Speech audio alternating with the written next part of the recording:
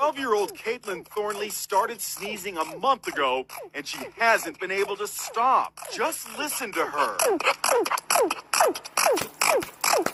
The schoolgirl who lives outside Houston sneezes 12,000 times a day. Sometimes the 7th grader can't complete a sentence. Some kid ends up making fun of me or something like that, and it just gets...